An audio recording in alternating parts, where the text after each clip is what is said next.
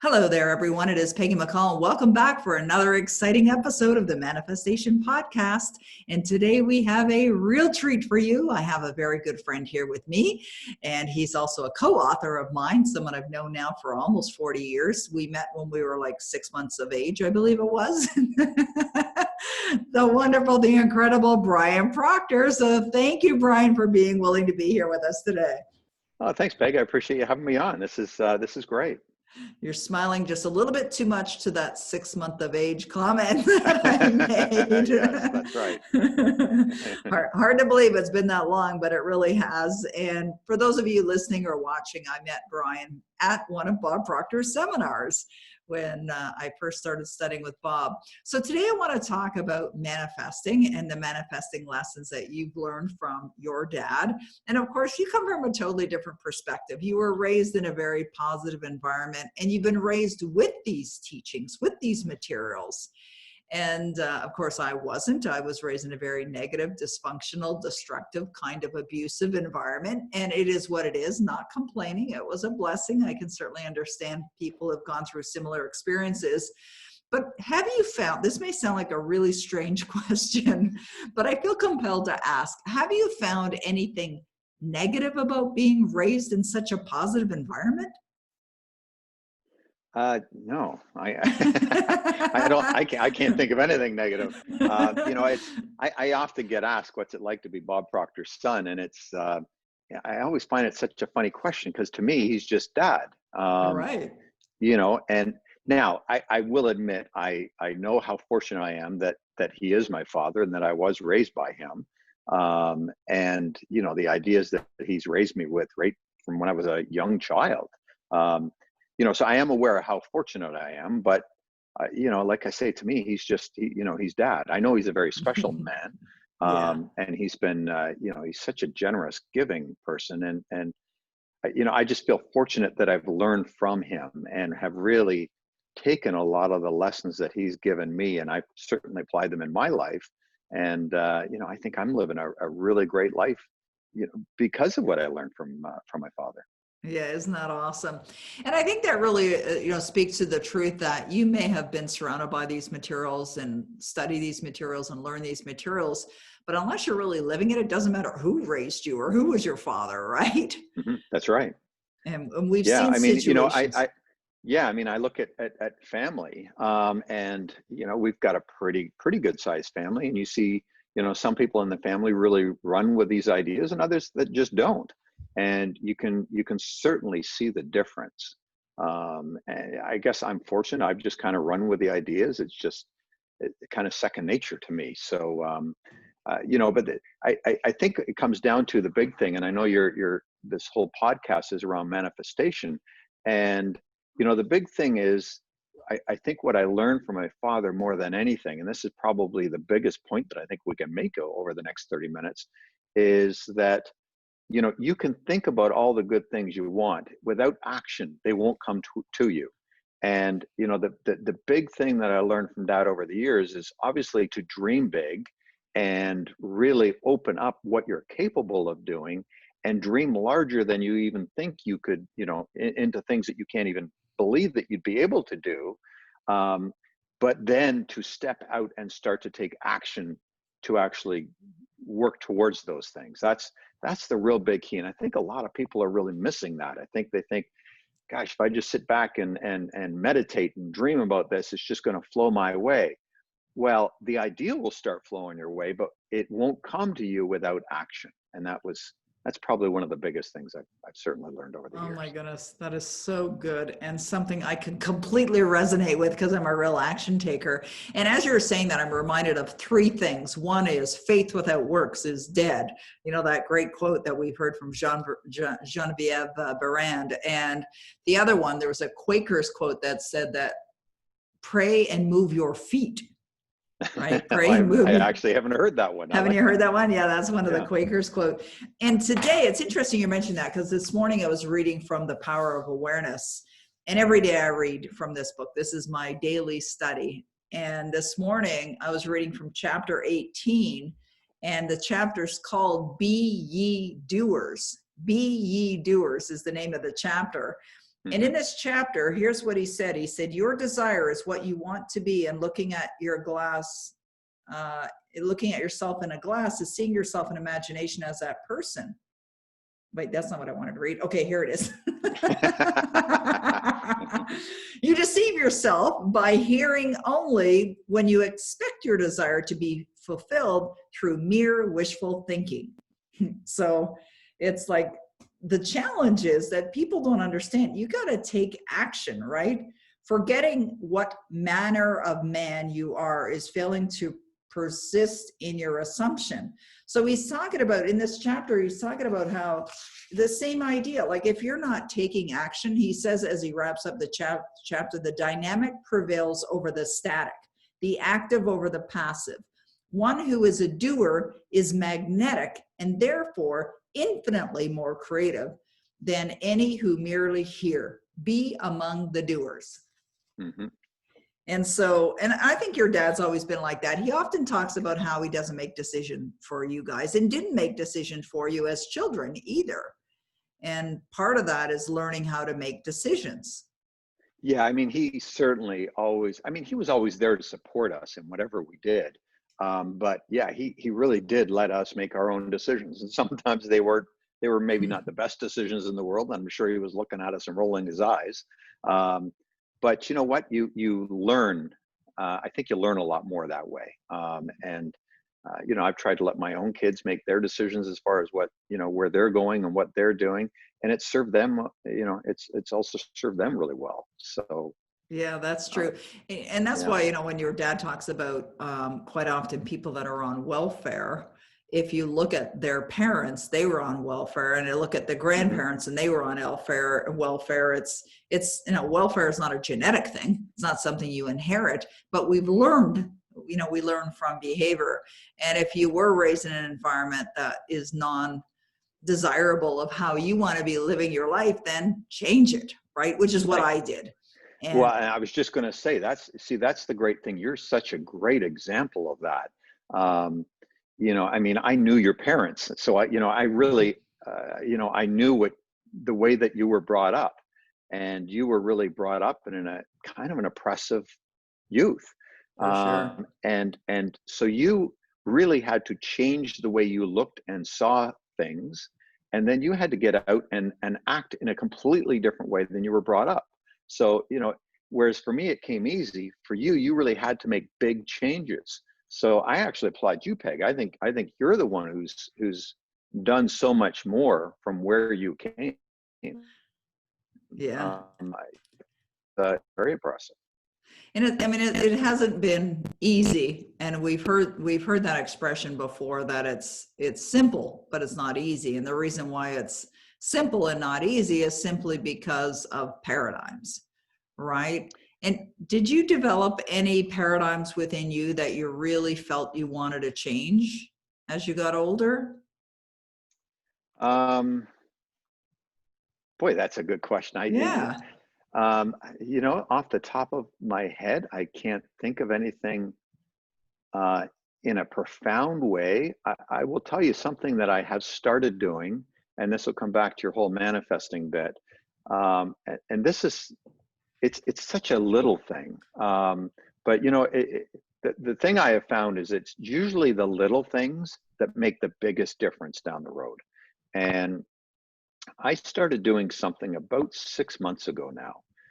I picked up the idea from my father, and that is the simple idea of just taking a journal, and every day I write out my goal. Um, me too. that's it.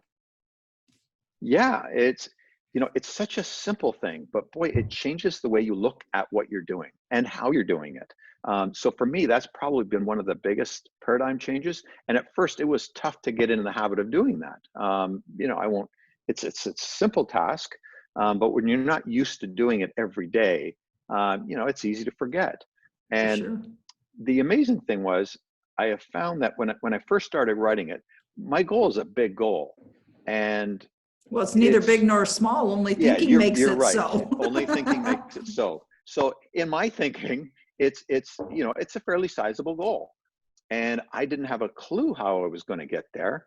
And I still don't fully know how I'm going to get there, but I will tell you that after 6 months of writing this out and staying zeroed in and focused on it, and because of that, doing that simple task, it's caused me to do things on a daily basis that are a little bit different, Mm. so that I can achieve that goal. And it's because of that that my world is changing.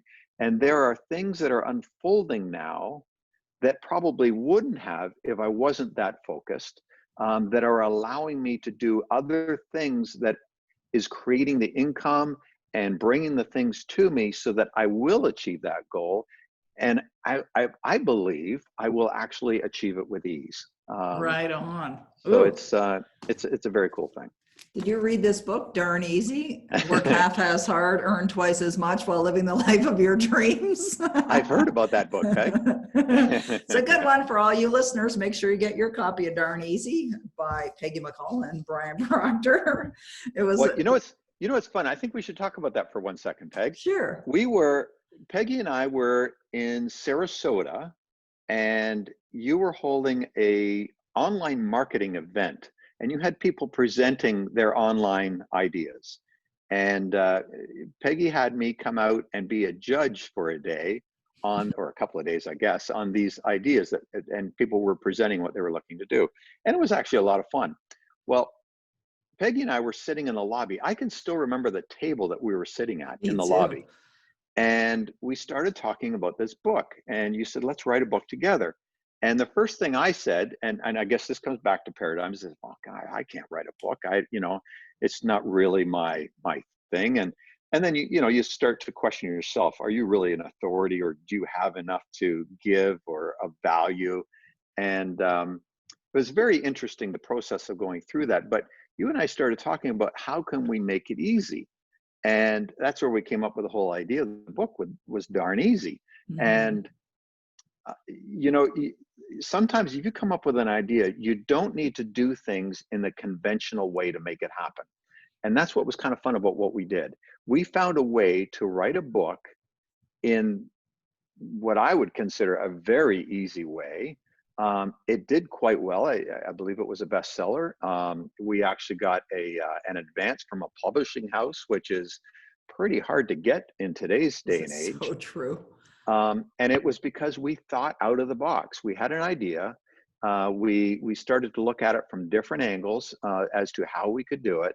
And, you could probably expand on it, but we certainly did things in a different way, and it worked out very, very well for us. Yeah, it's so true. But it really is speaking to what you said earlier. It's about taking action, right? We could have had the conversation and said, oh, wouldn't it be nice to write a book together, and did nothing. Right. But we did more than that. We created a program, we delivered it online, we had it transcribed, we had the content over to a ghostwriter, and he did his magic, and boom, neither one of us had to lift a finger to write a word, and it worked out great. I mean, there was work involved, obviously. And Yeah, I think there was a lot of work and there was a lot of creativity to it, but it Mhm. was kind of done in a way that was fun. You and I got to hold these webinars and actually teach some valuable material. And with all that just being transcribed, there was our book. So we didn't have to sit down and write. We just got to share our ideas, and basically that put word into form. It was pretty cool. Yeah, it really was. I want to get back to what you said earlier about writing in the journal your goal, and that you're inspired by your dad. And one of the things that I really love and appreciate about you is that you do follow through. You're not somebody who just sits there and thinks, well, daddy's created this great business, I don't have to do anything. You work this every single day. You're into daily disciplines, and you're, pretty religious, if we can use that word, about doing these things every single day. And you were the one that inspired me. The reason why I'm holding this journal here that has my goal in it, it has my top goal, is because a few months ago, you told me that you're doing that now. And at the same time, I was down in Florida. Phil Goldfine was there, who's a great student of your dad. And Mick Peterson, who's there, who I met at your dad's event, The Science of Getting Rich. And I asked him, I said, hey, Brian's doing this really cool exercise. And Phil said, I'm doing that.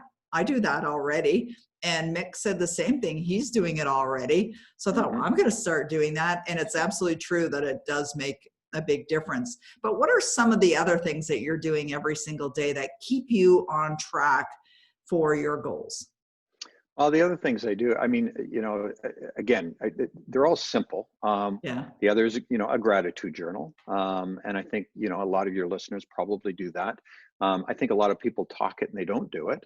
Um, true. and I do think there's a lot of value in it. If you put onto paper every day what you're grateful for, you open your heart up for more. That's it. It's as simple as that.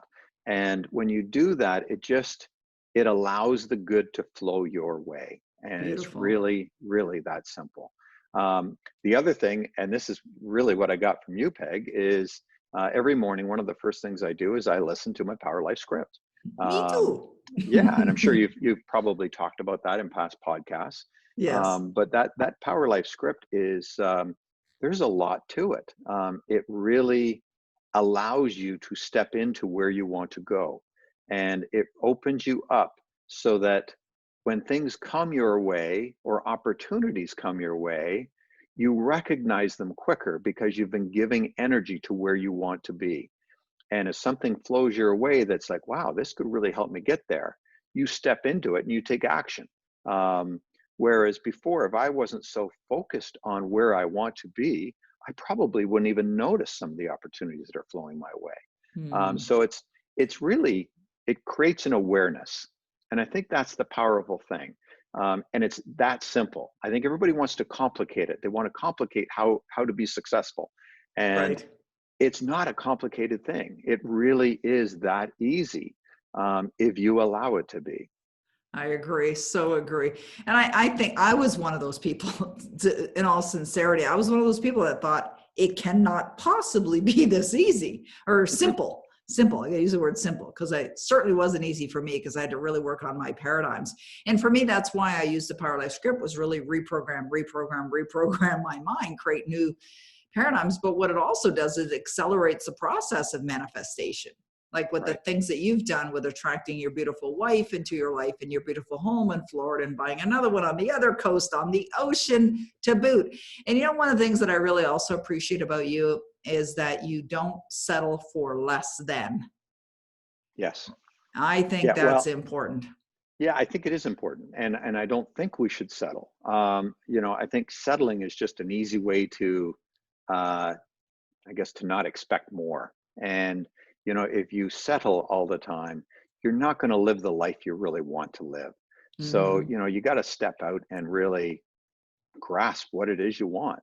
If I think of one other thing, and this involves you as well, Peg, something that makes a big difference that has really, really helped me is that whole accountability piece. Yes. Um, and for those listeners that don't know, Peggy and I have been accountability partners.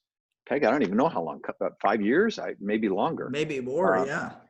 and, every Sunday we email each other with a list of what we're going to accomplish in the coming week. And then we put below that what we were going to accomplish the previous week and how we did. And then all week long, we hold each other accountable. We're always open to conversation. If one of us can help the other, or if one of us is struggling, we can reach out to the other person. And it makes a big difference in achieving and manifesting what it is you want in life. If you can have somebody that you can share your dreams with, that will encourage you, not decourage you. That's maybe not a A word, word. um, Could be. but if yeah, but I mean, if you can have somebody that you're accountable to, that is going to hold you to the higher standards, you will achieve so much more in life. And you'll Yeah. do it because I don't know, you probably know that crazy study. You've talked about it before, but Yeah. Brigham Young when University. yeah, when you actually hold yourself accountable to somebody else, the odds of you doing that are so much higher. It's And that true. it really makes a big difference in manifesting what it is you want in your life.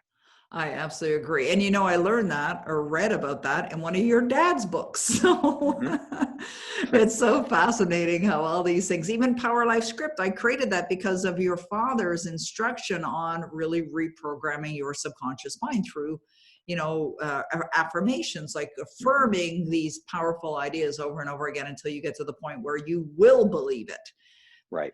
So it's, I mean, he's had the greatest influence. You know, people often ask me, who's had the greatest influence on your life? And I mean, it depends on what they're asking. My son, obviously, like you're a father of two wonderful children, and you're a grandfather now. And that's my other answer. My son, my grandson, and Bob Proctor. I mean, they really, those three men have had the biggest effect on me. Would you say it's the true for you as well, that the biggest impact has been from your dad? Yeah, I can clearly say the biggest impact in my life has been my father. Um, Dad and I are very, very close. We talk virtually every day. We text each other constantly, and right now I'm actually in the midst of writing a book about all the lessons that I've learned from my father.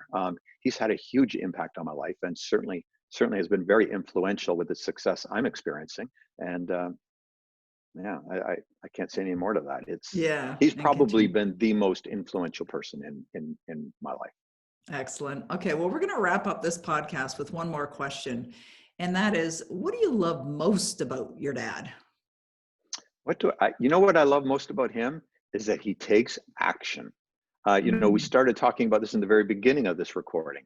And the one thing about my father, if he comes up with an idea, he is acting on it instantly. And you know that, Peg, you've seen him. Um, yes, and some of his ideas are crazy, but he still acts on them. So they don't always come into fruition and they don't always turn out great. right. Um, but he is always willing to step out and start working and take action immediately. That's the biggest thing, and it's really impressive because I look at him today. He's almost 86 years old, and he could be sitting at home and just relaxing and enjoying a retirement if he wanted to. That's not who he is. He's an action taker, and he's forever coming up with more ideas, different ways that he can serve, different ways that he can help influence people. And rather than just thinking about them or dreaming them up, he steps out into it and starts doing right away. That's That's huge. beautiful. It is. It's absolutely huge. And we're here talking about manifestation, and that is really an important part of all of it. And I really love that you're a lot like your dad. And you mentioned earlier about how generous he is. You're one of the most generous people I've ever met. And I've had the pleasure of reading the preliminary draft, the first draft of Brian's book. And the other thing that Brian does exceedingly well is he always leaves people with the impression of increase. And that was something you learned from your dad as well. It sure was. Yeah, Yeah. it's funny. I learned that, gosh, I would have been probably 9 or 10 years old from him. And I can remember it clearly. If you have another minute, I'll For share the sure. We story sure very, do. okay, I'll share it very quickly.